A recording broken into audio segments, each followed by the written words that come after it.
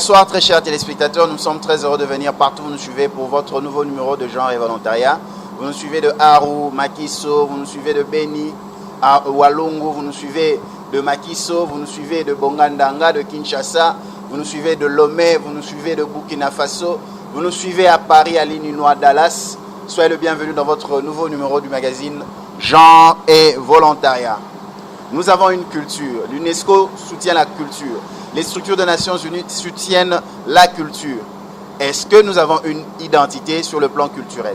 La culture n'est pas seulement la musique contemporaine, mais ce sont nos masques, ce sont les céramiques, les polis, ce sont tous ces amulettes qui appartenaient à l'Afrique, qui ont été déportés par les colonisateurs. Et lors de nos recherches, lors de l'actualité, la France a restitué certains faits historiques appartenant à la culture à certains pays africains. Qu'en est-il pour la RDC? Pour en parler, je vais vous présenter mon invité de ce soir, Maître Prosper Tetika, que je m'en vais saluer. Bonsoir, Maître. Bonsoir, M. Katende. Merci de m'avoir invité. Comment vous allez? Je vais très bien. Je le pense aussi pour tous les téléspectateurs de Kin 24 Télévision. Maître, vous avez une tribune où vous avez parlé de ces biens de notre culture africaine spoliés par certains pays à l'époque colonisateur, notamment la France, et vous faites une analyse par rapport à certains de ces effets qui ont été spoliés par la France et restitués à leur pays propriétaire. Qu'est-ce que vous pouvez nous en dire, Maître Prosper? J'ai publié cette tribune parce que c'était, comme vous l'avez dit, sur un sujet d'actualité. Comme la plupart d'entre nous le savent, la France va amorcer très bientôt le processus de restitution de certains objets d'art à certains pays africains, notamment le Bénin qui en avait formulé la demande, mais aussi on a vu que le Tchad était aussi sur la liste, et par après le Sénégal, la Côte d'Ivoire a suivi. Je me suis interrogé pour savoir si notre pays, la République démocratique du Congo, n'était pas lui aussi concerné par les objets d'art ou les signes de nos civilisations anciennes qui auraient été dépouillés ou sinon spoliés pendant la colonisation. Alors cette tribune, c'est d'abord une réflexion que je mène sur les sujets culturels.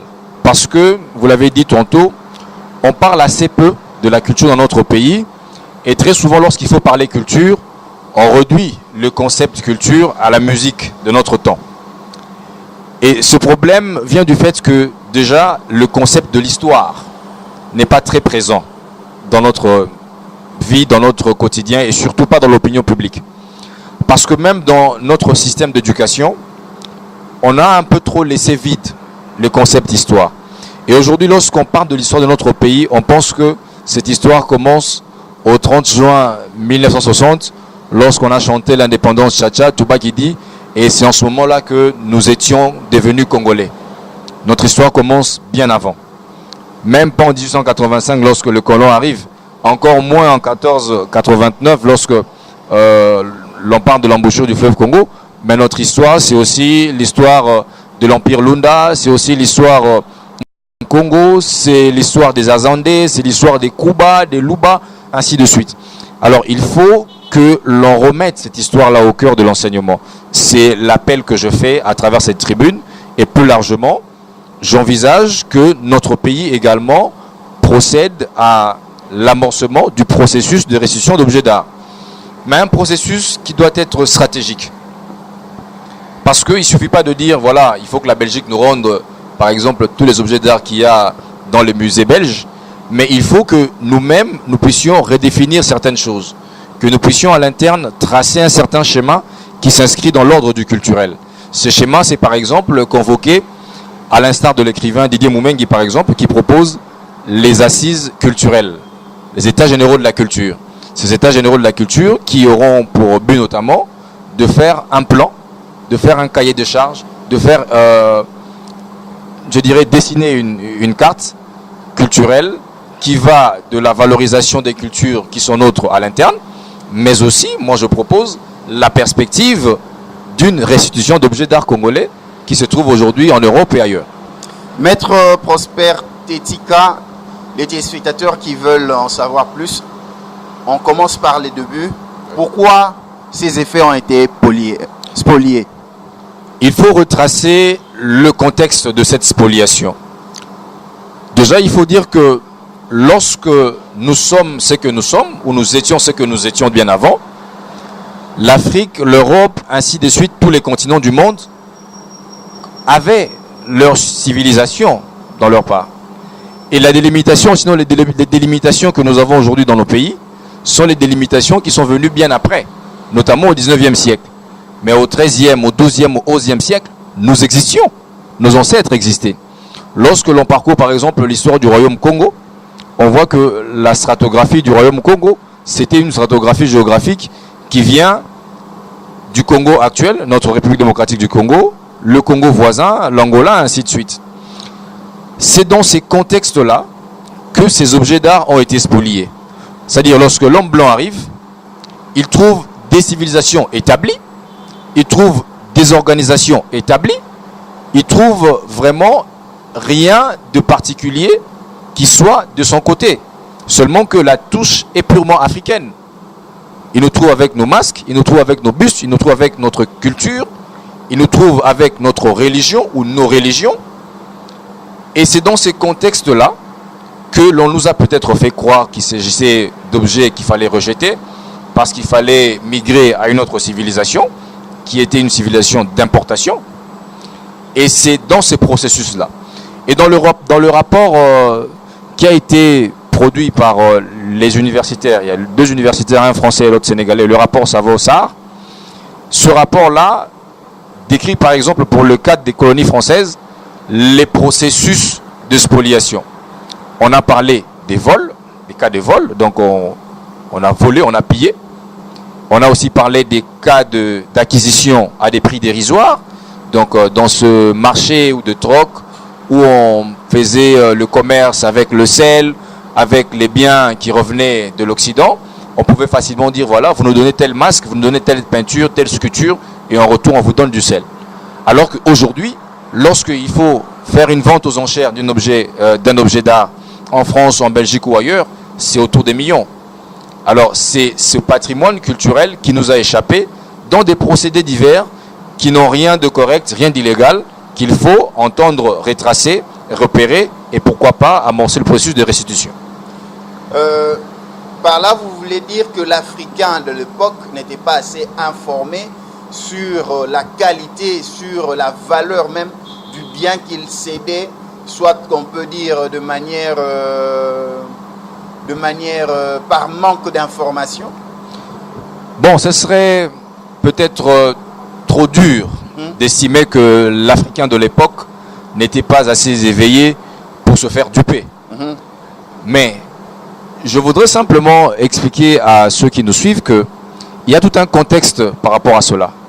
C'est le contexte de domination. Je vais vous dire une chose. Vous avez une organisation structurelle, une société organisée. Vous avez une armée. Nos empires et royaumes avaient des armées. Mais peut-être que l'outillage n'était pas en même de pouvoir maîtriser, sinon faire face à l'artillerie occidentale qui était plus avancée, plus industrialisée. C'est ça la difficulté. Alors, c'est dans ce paramètre-là. Il y a d'ailleurs une histoire importante lorsqu'on parle de l'invasion, une marche d'une troupe qui serait venue de Tanzanie, une marche des Belges. Ça, j'ai suivi par l'honorable Thomas Louaka dans ses émissions Je connais le Congo. On nous dit comment est-ce qu'il y avait une cohorte des militaires qui venaient de Tanzanie et qui voulaient traverser l'ouest pour passer vers le Bas-Congo. Alors, lorsqu'ils arrivent vers le périmètre de ce qui est aujourd'hui Kinshasa, il y avait un roi qui était là, le roi des Tekeumbu, qui avait une armée et qui voulait affronter la cohorte qui était venue des Belges vers l'est. Mais on se rend compte que l'armée de la tribu Tekeumbu n'était pas en même, n'était pas outillée. Ce qui peut nous amener à réfléchir pour savoir, mais si nous n'avions pas une armée qui pouvait faire face à l'artillerie des Belges, à l'artillerie occidentale qui était industrialisée, eh bien on ne pouvait pas non plus arriver à protéger les sculptures ainsi que tous les objets qui étaient nôtres à cette époque-là. Maintenant, dans la démarche, parce que déjà, c'est allé dans des musées. Oui. Et ces musées en ont bénéficié. Et sur le plan réparation, qu'est-ce qui doit être réparé? Parce que c'était un manque à gagner sur le plan de l'histoire. Oui. Nous avons perdu notre histoire. Or, un peuple sans histoire, c'est un peuple sans identité. Comment la réparation doit se faire? La réparation, je l'estime, doit se faire à 2 niveaux. Le premier niveau, c'est l'exigence de la restitution pure et simple de ces objets d'art. Mais on doit y aller de façon stratégique. C'est comme ça que je m'aligne pour proposer qu'il y ait des assises culturelles. On va appeler le monde de la peinture, de la sculpture, les historiographes, les historiens qui viendront débattre et retracer ce schéma-là. La deuxième démarche, elle est plus personnelle. J'estime qu'il faut une action en dommage-intérêt pour préjudice subi. Là, en tant que maître avocat. Oui, ben peut-être, mais j'estime que s'il faut nous réconcilier avec notre propre histoire, nous devons à un moment donné nous arrêter pour voir que nous avons été touchés au plus profond de nous-mêmes. Cette idée paraît pour certains assez prétentieuse ou alors qui n'aurait pas d'issue, mais je voudrais simplement faire observer que nous devons refaire une partie de notre identité. Et pour aller plus loin, on peut avoir un ministère, on peut avoir des structures qui parlent de l'identité nationale. Si pas cela, retracer l'identité nationale dans la vie publique, dans la vie du Congolais, pour que nous arrivions à savoir qui nous sommes, d'où nous sommes venus et où nous allons. D'autres personnes m'ont dit, mais ça a déjà existé, il y a eu la zaïaisation, le djalelo, on avait à un moment donné connu l'authenticité, ainsi de suite. Mais est-ce que nous y avons procédé de façon stratégique? Si nous l'avons connu, que reste-t-il de cette époque que l'on estime glorieuse d'une certaine opinion? Donc c'est ce travail à faire. Mais ce travail doit se faire dans un schéma pour être perpétué dans la durée. Ça, c'est très bien dit. Maintenant, pour certains biens qui ont été spoliés, vendus aux enchères, dont les acquéreurs sont chez eux, ils se la coulent douce et venir, qu'est-ce qui va se passer? Il faut aussi aller les confisquer? Non, on ne va pas parler de droit de suite. Ça, c'est des domaines plus taillés pour les juristes qui peuvent les connaître. Mais je pense que la première démarche, c'est une démarche qui doit d'abord s'opérer à l'interne. Vous savez, même si aujourd'hui on doit restituer tous ces objets d'art, nous devons d'abord savoir il s'agit de combien d'objets d'art. Et si aujourd'hui les pays qui les gardent dans leur musée sont prêts à nous les restituer, nous les mettrons où? Est-ce que nous avons des musées? Nous avons des musées qui sont en construction, nous avons des musées qui existent, mais il faut peut-être les multiplier. Je propose dans cette tribune, que l'on peut lire sur le site chikeva.com, je propose par exemple la création des musées dans toute la République. De sorte que l'on arrive à restituer les empires et royaumes dans les anciens territoires. C'est-à-dire, par exemple, si nous avons un musée dans le Congo central, nous pourrons trouver tout ce qu'il y avait de l'ancien royaume Congo. Si nous avons un musée dans le Kwango ou le Kwilu, nous pourrons trouver tout ce qu'il y avait de l'empire Lunda. Et ainsi de suite à travers le Kuba, les Azandés, ainsi de suite à travers la République. Donc il y a un travail à faire, mais c'est un travail qui doit faire en amont, qui doit être fait en amont. Et c'est seulement après qu'on peut exiger la restitution et pourquoi pas envisager, comme je le souhaite, une réparation à dommages et intérêts. Donc, maître, que ces biens-là, ces œuvres d'art puissent rester là où ils sont parce qu'ils sont bien conservés. Non. Et puis, il y a ceux qui vont te poser la question, mais maître, si ça revient, qu'est-ce qu'on va en faire? On peut aussi en créer parce que c'est ici qu'on a créé, qu'on a sculpté, ainsi de suite. On peut encore en faire d'autres. Vous savez, nous avons une particularité dans notre pays.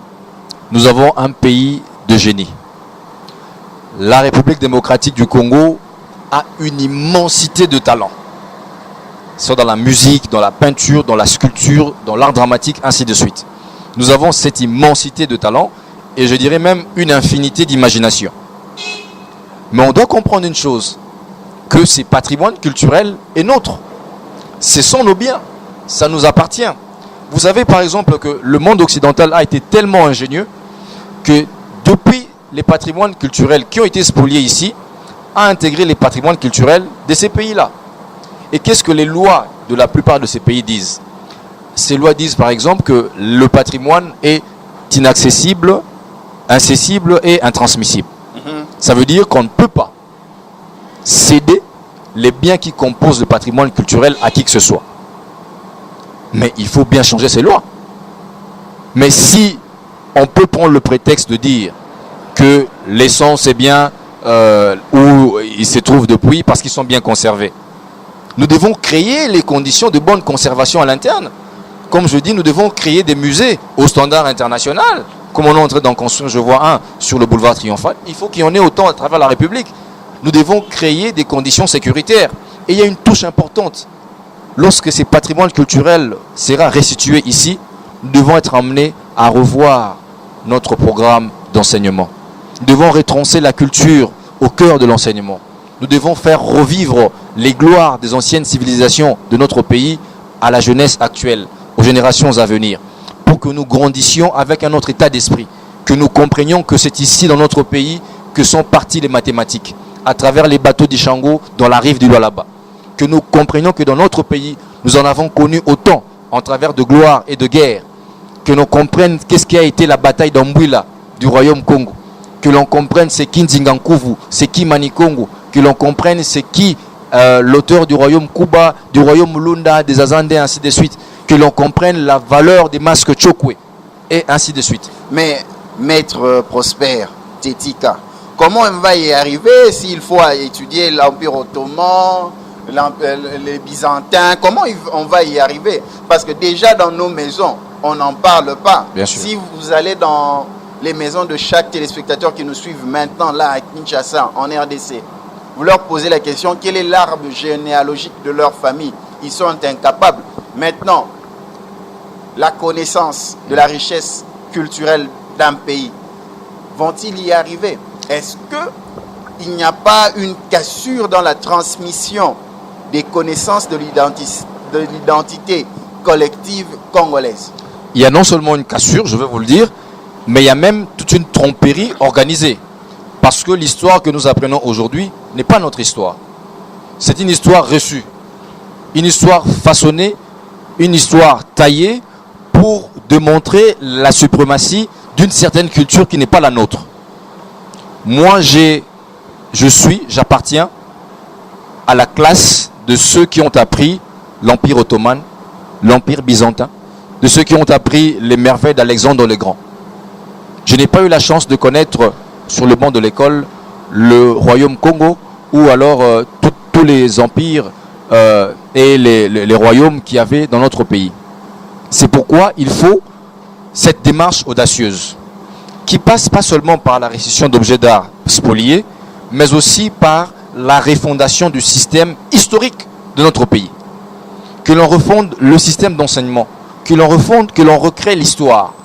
Et là, je rejoins encore l'écrivain Didier Moumengue qui écrit dans son livre « Réécrire l'histoire », il appelle à une écriture de l'histoire africaine. Et c'est la démarche qui a été avancée depuis bien longtemps par certains Africains, notamment les Tchèques Anta Diop, ainsi de suite. Il faut que nous comprenions cela. Parce qu'en réalité, qu'est-ce qui se passe à l'ère actuelle? Nous appartenons à une dimension mondiale où l'on tend à une globalisation. Je ne suis pas pour le retranchement des cultures. Je suis aussi pour l'exotisme, l'échange culturel. Mais nous ne pouvons y arriver que si nous avons quelque chose à donner. Qu'est-ce que nous avons à donner? Nous donnons ce que nous avons reçu. Mais qu'est-ce que nous recevons? Nous recevons des autres. Nous recevons des Allemands, des Français. Nous recevons de la gloire des Gaulois. Nous devons recevoir de la gloire de nos ancêtres, de nos aïeux, pour les transmettre à d'autres lors des échanges culturels. C'est ça la démarche qui doit être entreprise. Et il faut pour cela un engagement audacieux qui peut être initié par les pouvoirs publics. Pour une démarche, il y a un départ. Bien sûr. Ou qui doit commencer? Comment le commencer? Parce que les téléspectateurs se posent cette question. Bien sûr. Qui doit commencer et comment le commencer? Je vous réponds tout de suite, celui qui doit commencer, c'est celui qui nous suit en ce moment. C'est le parent qui nous suit en ce moment. C'est l'enfant, l'élève, l'apprenant qui nous suit en ce moment. C'est l'étudiant, le professeur, le citoyen congolais qui nous suit en ce moment. Nous devons comprendre que nous devons aller à la recherche de nous-mêmes, en partant par la connaissance de nous-mêmes. Si aujourd'hui, comme vous l'évoquiez tout à l'heure, chaque famille recentre l'arbre généalogique pour retracer à tout le moins de quelle province nous sommes, quelle culture nous sommes, quelles ont été nos traditions anciennes, quelle est notre langue, eh bien, nous contribuerons à cette démarche. Mais puisqu'il faut aussi engager des gros moyens, il faut une autre démarche qui soit prise par l'initiative publique. C'est comme ça que moi je pense, au-delà des questions de l'heure, mais il faut que nous envisagions également des actions qui s'inscrivent dans la durée. Il faut que le gouvernement, par exemple, prenne à travers le ministère de la Culture ou toute autre initiative d'engager un vrai débat sur l'identité nationale, qui passera par la culture, qui passera par la peinture, qui passera par la sculpture. Il faut des moyens qui passent des façons descendantes et des façons ascendantes. De sorte que si le gouvernement prend l'initiative d'en haut et que les familles prennent l'initiative d'en bas, il y aura cette croisée de chemin qui amènera à l'éclatement de la culture congolaise. Maître Prosper Tetika, est-ce que vous ne pensez pas qu'il faut aussi l'implication des structures internationales non gouvernementales telles que l'UNESCO, par exemple, qui vient de reconnaître que le reggae est admis dans le patrimoine mondial. C'est pas parce que ces structures-là ne s'impliquent pas qu'ici il n'y a pas trop ce regard. Si l'UNESCO dit par exemple, c'est une idée, hein, oui. Arrêtez-moi si je me perds, non, tous les biens spoliés des pays africains doivent être restitués. Vous ne verrez pas qu'il y aurait de l'élan et que la communauté internationale mettrait des moyens pour construire des musées, mettre en œuvre des moyens de conservation, parce que ce qui pose problème aussi, c'est la conservation de cette richesse culturelle. Qu'est-ce que tu en penses? Je n'ai particulièrement aucun problème par rapport à cela, mais je me demande simplement pourquoi l'initiative ne viendrait pas de nous-mêmes. Pourquoi à chaque fois, même pour exiger ce qui nous appartient, c'est l'autre qui doit le faire à notre place. C'est comme ça que vous comprendrez que cette question n'est pas simplement une question liée à une restitution matérielle. Il y a d'autres aspects qui passent par là. Nous devons nous réapproprier nous-mêmes notre propre histoire et notre propre culture. Nous devons comprendre ce qui se joue au-delà de l'acte matériel de restitution. C'est en réalité une dimension qui va même dans la conscience de chaque Congolais. Nous connaître nous-mêmes, connaître notre histoire. Je voudrais bien, si l'UNESCO ou d'autres structures veulent s'engager en ce sens, mais seulement que moi je pense il faut que cette initiative commence par les Congolais. C'est d'ailleurs pour cette raison que j'ai pris l'audace d'engager ce débat, de mettre une tribune sur la place publique, de relancer le débat culturel. J'en attends d'ailleurs des avis, des contradictions, pour qu'ensemble nous puissions nous joindre pour retracer et faire revenir ce qui nous appartient. Il faut que l'initiative commence par nous-mêmes. Maître Prosper, vous êtes responsable d'une ONG, laquelle, si vous pouvez aussi nous en parler? Je préside l'association IDEAC, Idées et Actions pour le Changement, qui s'occupe également des questions de culture. C'est une association sans but lucratif, à caractère socio-culturel. C'est en ce sens-là d'ailleurs que je m'aimerais bien qu'au lieu que ce ne soit que l'UNESCO qui puisse engager ce débat, il y a plusieurs associations dans notre pays, culturelles, animées par des Congolais, qui peuvent également se jeter à l'eau, s'approprier ces sujets et engager un débat culturel qui pourra emmener à cette restitution. L'ONG est implantée où? Ici en République démocratique du Congo, c'est une jeune association, mais l'objectif c'est de faire une implantation à travers la République en respect des règles qui régissent l'association lucrative dans notre pays. Allons-y maintenant par rapport au plan général que tu as parlé, un bilan du secteur culturel, un état général, comme tu en parles, parce que là on va vraiment s'appesantir. C'est vrai, vous avez évoqué Didier Moumengi, oui, que nous avons invité à plusieurs reprises dans notre émission, mais malheureusement, il est tellement occupé qu'il ne sait pas. À chaque fois quand on l'invite, il n'a pas le temps pour être, soit il est dans les cours, soit il est dans les conférences, dans les ateliers ou dans les retraites. Nous le saluons là où il est en train de suivre le magazine Genre et Volontariat. États généraux de la culture, mais vous ne voyez pas que c'est un vaste chantier. Par quoi nous devons commencer? Qui seront impliqués? Et pour quel objectif? Dire que l'idée des États généraux de la culture n'est pas une idée qui vient de moi. Non, ça je Donc, le sais. je l'ai lu, comme je l'ai dit, je l'ai lu dans l'ouvrage. Nous partageons, nous Oui, oui, échangeons. oui, Ce le n'est livre. pas de toi, je sais. Effectivement, Didier effectivement, Moumengi, le je livre sais, bleu de Didier Moumengi. Oui. Mais pour s'inscrire dans cette idée, qu'est-ce qu'il faut? Nous devons. Comme lui-même, l'auteur du livre n'est pas là, en parlons. Oui, bien sûr, moi je suis un lecteur de ce livre. Voilà. Voilà. En réalité, il faut qu'il y ait ce projet ambitieux. Parce que la culture, elle est vaste. C'est à tort que lorsqu'on parle de culture, nous la ramenons à la musique contemporaine. C'est un vieux, un vaste, un grand chantier. Dans ces assises, qu'est-ce qu'on doit avoir? On doit avoir un département des arts dramatiques. On doit avoir un département de l'art plastique. On doit avoir un département de l'art culinaire. Est-ce que nous savons qu'il y a une culture culinaire congolaise? Une certaine façon de manger à la congolaise. Nos sœurs, nos mères se font parfois des tresses. C'est aussi une culture qui est nôtre. Cette façon de tresser le cheveu. Et donc les États généraux de la culture seront une occasion pour répertorier tous ces aspects culturels, mais également définir un plan de transmission. Que l'on apprenne comment tresser, que l'on apprenne comment préparer le foufou, comment préparer la chikwang. Et que l'on nous dise en quoi est-ce que la chikwang qui est préparée sur le plateau de Bateke diffère de la chikwang de Bantondu qui est mangée en Ngeba. Ce sont ces choses-là que nous devons connaître. Mais plus que ça, il faut qu'il y ait également, moi je propose, la recentration de cette question d'objets culturels spoliés. Ça sera une occasion pour permettre notamment le repérage. Quels sont les objets culturels congolais qui se trouvent à l'étranger? Ils se trouvent où? Ils ont été pillés quand? Dans quelles circonstances? Et comment engager un débat, comment engager un processus avec ces États-là pour obtenir la restitution? Et une fois que nous les aurons, ces objets, où est-ce que nous les mettrons? Les musées, les questions infrastructurelles, mais ça englobe pas que le musée.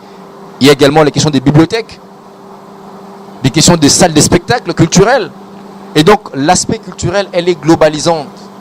Il est globalisant plutôt. Il faut maintenant que nous puissions, à travers ces assises, retrancher, ressourcer et faire vivre chaque aspect de ces grands champs de la culture. Il y a l'Internet, les réseaux sociaux, WhatsApp. Est-ce que tu penses que ça donne le temps à la jeune génération qui est là de pouvoir se ressourcer de nos connaissances? Ne penses-tu pas qu'on devrait adapter par rapport à nos moyens actuels de la technologie tels que WhatsApp, ainsi de suite, Facebook, par ces moyens de communication, essayer de véhiculer aussi notre identité culturelle, notre patrimoine à cette génération pour qu'il n'y ait pas la continuité de cette cassure, ce gap culturel entre les anciens et ceux de la nouvelle génération. Effectivement, il faut qu'il y ait cette transaction, je dirais, ce dialogue transgénérationnel. Dans la tribune qui a été publiée, j'aborde la question des nouvelles technologies parce que je suis moi-même un passionné de nouvelles technologies. Tout à fait. Je parle de la question de la numérisation. Aujourd'hui, il y a des galeries virtuelles. Il y a des bibliothèques virtuelles. On peut avoir des galeries d'art virtuelles. Mais qu'est-ce qu'il faut aujourd'hui? Il faut d'abord que nous partions d'une soupape qui est matérielle. Pour identifier un masque pendé, il faut le connaître. C'est cette démarche-là qui doit être faite. Et c'est maintenant à la suite de cette démarche qu'il faut migrer dans les nouvelles technologies, migrer dans la numérisation, créer des applications culturelles qui pourront être téléchargées par les jeunes, comme vous le dites, où ils pourront apprendre et pourquoi pas retracer, intégrer le système d'éducation à travers ces nouvelles technologies. On peut avoir aujourd'hui des applications qui parlent d'histoire, qui parlent de la géographie de notre pays et où les jeunes savent qu'en allant sur ces applications-là, nous trouverons des éléments qui nous aideront nous-mêmes dans notre vie, mais également nous pourrons nous aider pour les examens d'État par exemple, pour les examens voilà, de quelque chose que ce soit. Donc on intègre cette dimension technologique actuelle au système éducatif. Parce qu'aujourd'hui, ça peut paraître facile, mais on n'y va que pour son intérêt. Si on a plus d'intérêt à se connecter sur WhatsApp, sur Facebook, ainsi de suite, il faut que les jeunes, dans ce dialogue de génération, trouvent de l'intérêt à naviguer sur des sites qui parlent des cultures de notre pays, parce qu'ils savent qu'il y a un examen derrière, par exemple. C'est un motif de stimulation, mais également un processus d'apprentissage pour soi-même et pour les autres. D'où les punaises questions des moyens. Bien sûr. Comment mobiliser les ressources? Nous avons un pays riche déjà, Oui. on le dit souvent, il nous appartient de pouvoir matérialiser, sinon bien orienter cette richesse. C'est peut-être un appel par rapport à l'actualité de ce jour que vous connaissez, que nos téléspectateurs connaissent, pour que dans le débat qui se vit sur l'espace public, que l'on y mette un peu de culture, que dans les prévisions budgétaires des années à venir, que l'on réserve une grande part à la culture et que l'on parte à ces projets ambitieux culturels et que l'on y mette de moyens pour la réussir. Maître Prosper Tetika, vous allez faire un exercice. Vous allez parler à différentes générations. Parfait. Parce qu'il faut conscientiser et nous sommes là en tant que médias pour le faire. Ma première préoccupation, pouvez-vous parler à ces jeunes dans leur langage pour leur faire comprendre l'intérêt de connaître leur identité culturelle? Allez-y. Je m'adresse à la jeunesse de la République démocratique du Congo en ces termes. Je voudrais vous dire, chers amis, que notre pays a existé avant la colonisation. Que nous sommes plus vieux que le 30 juin 1960. Encore plus vieux que 1885 lors de la conférence de Berlin. Et qu'il nous appartient d'aller au contact de ce qu'ont fait nos ancêtres, de ce qu'ont été nos aïeux, leur organisation, les empires, les royaumes anciens, comment ils se sont organisés, comment l'armée s'est organisée, comment le commerce s'est organisé, comment la culture s'est organisée. Nous devons faire ce cap. Nous devons interroger les aînés. Nous devons lire. Nous devons lire. Parce que ces choses sont écrites. Ces choses sont renseignées dans des documents. Nous les trouvons dans des bibliothèques. Nous les trouvons sur Internet.